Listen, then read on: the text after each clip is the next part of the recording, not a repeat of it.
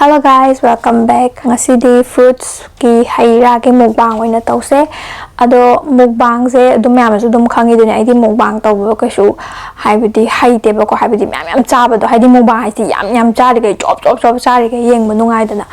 Adu makti aidi hairoi. Adune ado puthoi ba haira yam su ai kaisu chaba ngamoi isana khangjai but still presentation phajana bai da makta sinja bani ngasi puthok chai ba singjai mathang hajar ke sigisena grapes laire angur da makhal ani dune ba ko sige angang ba se sisena red globe kainom haiba dune ba angur da makhal ani laire passion fruit laire sitaphone laire sitaphone aina thum morok oina chai ra bane adagi sisena hainau laire hainau jam ka nam mulamdre adu to ga mayam sigi haizina aina first time chaga da ba haine ba ko maming jo ai kari ka bono khangde do internet ta kai da di mam ure ba ko ado maming je ai thirak ke google da ground cherry hai ground cherry do sigi se han boy ai cha doi ni mayam ado si buk ti si ro ga gi no de aina mayam dum mayam chana ba su dum ue ba ko ado akhoi sai da di ka hani hekta haibidi am yona dana khotana di tawde dana ko aduga se cherry laire cherry se khwai aina pamjaba yam hawe cherry strawberry laire adaidi kiwi laire adaidi kiwi sumaina slice hoiba khara su yaure aduni sida loire mayam chaba hawase ado ai sound je ai microphone atang ba gum basija na ga namak padina tabani na phajana makhono thokadra thoidra khangde ba ko but at least let's do this charase ado first ta si je di ngak le chai kai gnu di hawram der di ai bit laite do hawrak pas di ahaw ma dai hawge ahaw was aina pamjaba cherry de ge han hawrage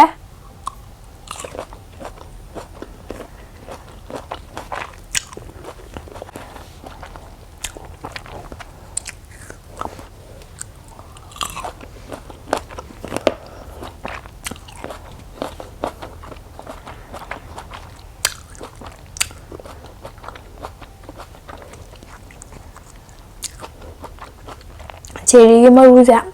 tha na ba kamai tha ge haina aina youtube ta yenge ba ko ado manung da si se thugai maru se thugai raga akan bagi surface thugai raga manung da maru yawe ba ko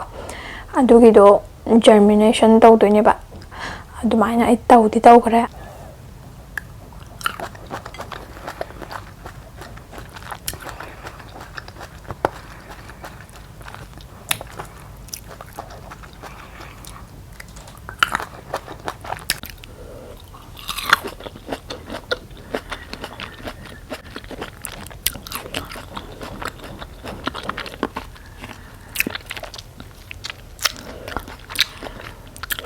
strawberry amuk chage mapum de hanchik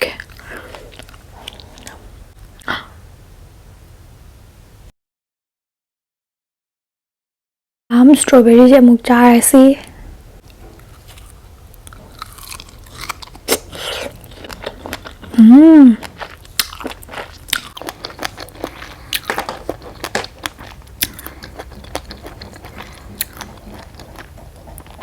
yam chawe strawberry se yam hauru bai wa chuna tan manam yam nushi ba ma yawi ba ma ge strawberry man yam nushi dra adu do bit yam leba sa ba da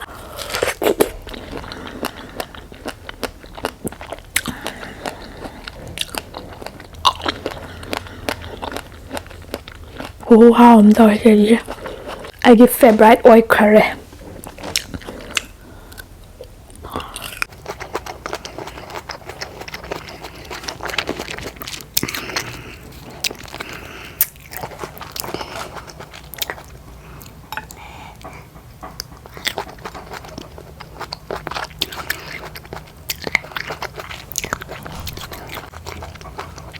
strawberry sai na mai khai ro kai hap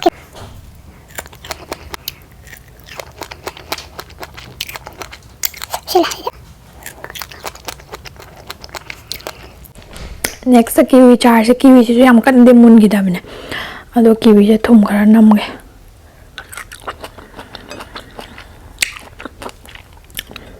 nongi lai de chap char ni ba ko ado kitang kal kitang wa le thum ga da ba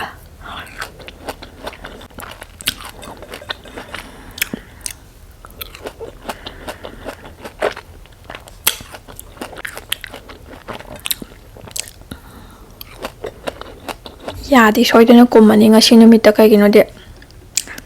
ꯌꯥꯝ ꯁꯤꯟꯕ ꯅꯠꯇ꯭ꯔꯒꯁꯨ ꯃꯌꯥꯝ ꯆꯥꯔꯗꯤ ꯍꯩꯅꯤꯅ ꯌꯥ ꯍꯦꯛꯇ ꯀꯨꯝꯃꯦ next ꯀꯩ ꯆꯥꯁꯤꯒꯦ ꯁꯤꯇꯥꯐꯣꯟꯁꯦ ꯆꯥꯔꯦ ꯈꯨꯠꯅ ꯑꯣꯠꯂꯒ ꯌꯥꯗ ꯍꯦꯛꯇ ꯍꯩꯖꯤꯟꯈ꯭ꯔꯒꯦ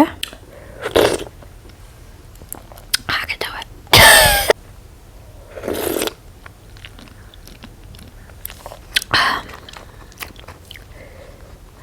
ꯅꯥꯗꯕꯤꯂ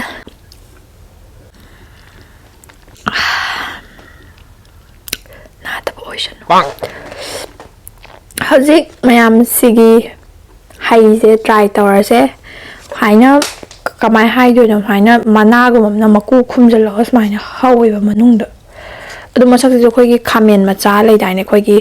ꯈꯥꯃꯦꯟ ꯑꯁꯤꯟꯕꯗꯣ ꯆꯥꯎꯕ ꯌꯧꯗ꯭ꯔꯤꯉꯩꯒꯤ ꯄꯤꯛꯏꯉꯩꯒꯤ ꯃꯁꯛꯇꯣ ꯑꯗꯨꯃꯥꯏꯅ ꯇꯧꯋꯦ ꯑꯗꯨꯗꯨꯒ ꯄꯥꯏꯕꯗꯁꯨ ꯈꯥꯃꯦꯟ ꯑꯁꯤꯟꯕꯩ ꯇꯥꯏꯞ ꯇꯧꯋꯦ ꯑꯗꯣ ꯈꯪꯗꯦ ꯀꯤꯖꯩꯌꯦ ꯃꯁꯛꯁꯤꯗꯤ ꯍꯦꯛ ꯌꯦꯡꯕ ꯃꯇꯝꯗ ꯑꯗꯩ ꯃꯅꯝꯁꯤꯁꯨ ꯍꯥꯏꯐꯦꯠ ꯅꯝꯃꯦꯕꯀꯣ ꯃꯅꯝ ꯑꯃ ꯑꯩꯈꯣꯏꯒꯤ ꯃꯅꯝ ꯃꯁꯛ ꯃꯅꯝꯁꯤꯗ ꯍꯥꯏꯅꯔꯒꯗꯤ ꯃꯁꯛꯁꯦ ꯀꯩ ꯍꯥꯏꯅꯤ ꯍꯩꯁꯦ ꯌꯥꯝ ꯀꯟꯅꯁꯨ ꯊꯨꯝꯗꯕꯤ ꯈꯤꯇꯪ ꯁꯤꯜꯂꯞ ꯈꯥꯔꯞꯀ ꯇꯧꯔꯝꯗꯧ ꯃꯍꯥꯎꯒ ꯀꯌꯥ ꯌꯥꯎꯗꯕꯤ ꯑꯣꯏꯔꯝꯗꯧ ꯃꯥꯜꯂꯦꯕꯀꯣ ꯑꯗꯣ ꯌꯦꯡꯁꯦ ꯀꯃꯥꯏꯅ ꯇꯧꯕꯅꯣ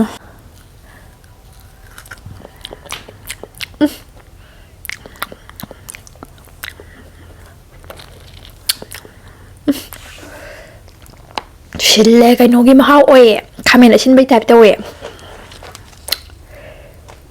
ꯑꯩ ꯄꯥꯝꯗꯦ ꯊꯨꯝ ꯅꯝꯒꯦ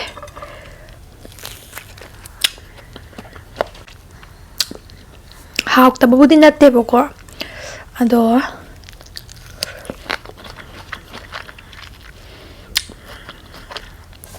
ꯈꯥꯃꯦꯟ ꯑꯁꯤꯟꯕ ꯌꯥꯝ ꯄꯥꯝꯅ ꯆꯥꯕ ꯃꯤ ꯂꯩꯗꯅ ꯑꯩ ꯀꯩꯁꯨ ꯈꯥꯃꯦꯟ ꯑꯁꯤꯟꯕꯗꯣ ꯍꯤꯡꯅ ꯀꯩꯁꯨ ꯆꯥꯕ ꯍꯩꯇꯦꯕ ꯆꯥꯅꯤꯡꯗꯦꯕ ꯑꯩꯈꯣꯏ ꯁꯦꯟꯋꯤꯆꯀꯨꯝꯕ ꯕꯔꯒꯔꯗꯨꯒꯨꯝꯕ ꯍꯥꯞꯄꯛꯄꯗꯨꯁꯨ ꯑꯩꯗꯤ ꯂꯧꯊꯣꯛꯑꯦꯕ ꯑꯗꯣ ꯈꯥꯃꯦꯟ ꯑꯁꯤꯟꯕ ꯌꯥꯝ ꯄꯥꯝꯅ ꯆꯥꯕ ꯃꯤ ꯂꯩꯗꯅ ꯃꯣꯏꯅꯗꯤ ꯌꯥꯝ ꯍꯥꯎꯒꯅꯤ ꯑꯗꯣ ꯑꯩꯗꯤ ꯄꯥꯝꯗꯕꯅꯤꯅ ꯑꯩ ꯄꯥꯝꯗꯦ ꯍꯥꯎꯇꯕꯗꯤ ꯅꯠꯇꯦ ꯕꯠ ꯑꯩꯅ ꯄꯥꯝꯕꯗꯣ ꯑꯣꯏꯗꯦ ꯑꯗꯣ ꯊꯝꯖꯤꯟꯈ꯭ꯔꯒꯦꯁꯦ ꯑꯩ ꯆꯥꯅꯤꯡꯗ꯭ꯔꯦ ꯑꯗꯣ ꯍꯧꯖꯤꯛ ꯀꯔꯤ ꯆꯥꯁꯤꯒꯦ ꯒ꯭ꯔꯦꯞ ꯆꯥꯔꯁꯦ ꯁꯤꯒꯤ ꯔꯦꯠ ꯒ꯭ꯂꯣꯞ ꯍꯥꯏꯕ ꯅꯠꯇ꯭ꯔꯣ ꯁꯤ ꯈꯔ ꯁꯤꯜꯂꯞ ꯆꯠꯄꯅꯦ ꯑꯃꯨꯕꯁꯤꯅ ꯉꯥꯡꯕ ꯑꯃꯨꯕꯁꯤꯅ ꯊꯨꯝꯕꯅꯦ ꯊꯨꯝꯕꯕꯨꯗꯤ ꯑꯪꯒꯨꯔꯁꯦ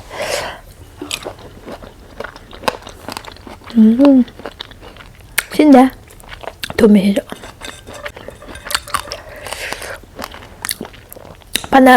ꯑꯊꯨꯝꯕ ꯍꯩ ꯑꯣꯏꯔꯁꯨ ꯊꯨꯝꯕꯨ ꯅꯝꯃꯗꯤ ꯍꯦꯟꯅ ꯍꯥꯎꯋꯦ ꯑꯩꯗꯤ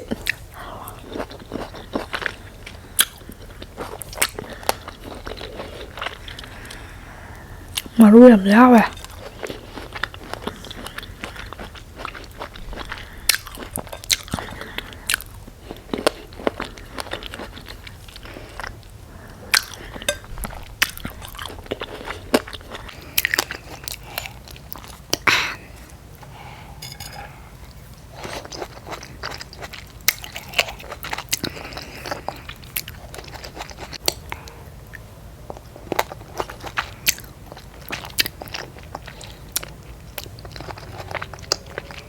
ꯃꯊꯪꯗ ꯃꯌꯥꯝ ꯁꯤꯇꯥꯕꯣꯟꯁꯦ ꯂꯣꯏꯅ ꯍꯥꯟꯅ ꯂꯣꯏꯁꯤꯜꯂꯒꯦ ꯁꯤꯇꯥꯕꯣꯟꯗꯤ ꯐꯖꯅ ꯄꯥꯝꯃꯦ ꯑꯩ ꯇꯦꯡꯀꯣꯠ ꯀꯞ ꯑꯁꯥꯡꯕ ꯑꯃ ꯁꯤꯇꯥꯕꯣꯟ ꯊꯨꯝ ꯆꯤꯅꯤ ꯃꯣꯔꯣꯛ ꯊꯤꯠꯂꯒ ꯂꯣꯏ ꯊꯛꯄ ꯉꯝꯃꯦ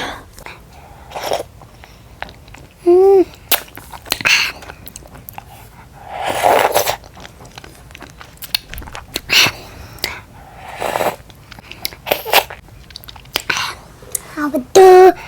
고하우세 시다본데 ꯑꯩꯅ ꯑꯅꯤ ꯈꯥꯏꯕꯅꯦꯕꯀꯣ ꯑꯗꯣ ꯑꯍꯨꯝꯇꯪ ꯂꯩꯔꯝꯗ꯭ꯔꯥ ꯇꯪꯈꯥꯏ ꯑꯍꯨꯝ ꯑꯃ ꯃꯥꯡꯉꯝꯃꯤꯁꯦ ꯀꯩꯒꯤꯅꯣ ꯍꯥꯏꯕ꯭ꯔꯥ ꯑꯩꯅꯅꯦ ꯚꯤꯗꯤꯑꯣ ꯅꯝꯗ꯭ꯔꯤꯉꯩꯗ ꯑꯩꯅ ꯆꯥꯊꯣꯛꯈ꯭ꯔꯕ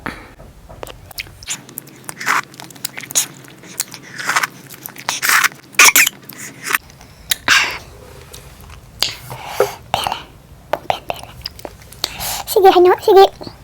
안고시 짜들이 얌얌해 시기 이런 짱 뭐해 시기 얌얌드라 아마 아니 후마리 mga taruk sa pulak sasen ka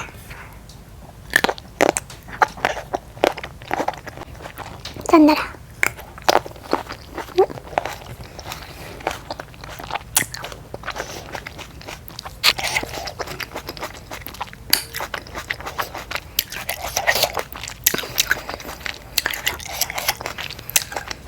Hào cái này hào vậy đó, liệt sẽ học đấy.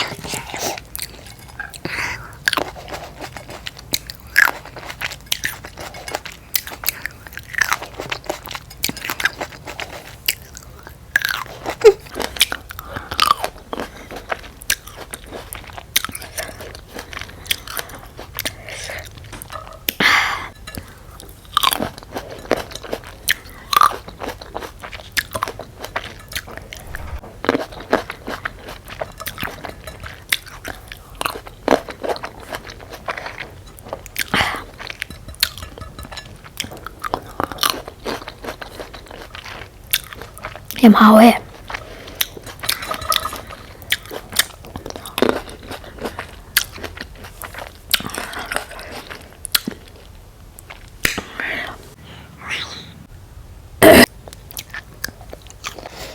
Jadi nama hào mình á.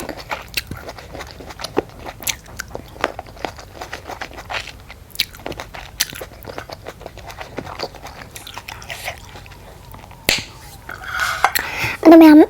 Hay nâu cái này last oina charaga ai loi shalage kai gino di ai ngammaroi si loi chari ai war ban sirani nga sin mi ado hay nâu ju kya kana mun de ko ano na bitti khara de laite amun bo di chop sa ya be kan ju kali manam ni nung si hay nâu de no mun ba wa le be yaw da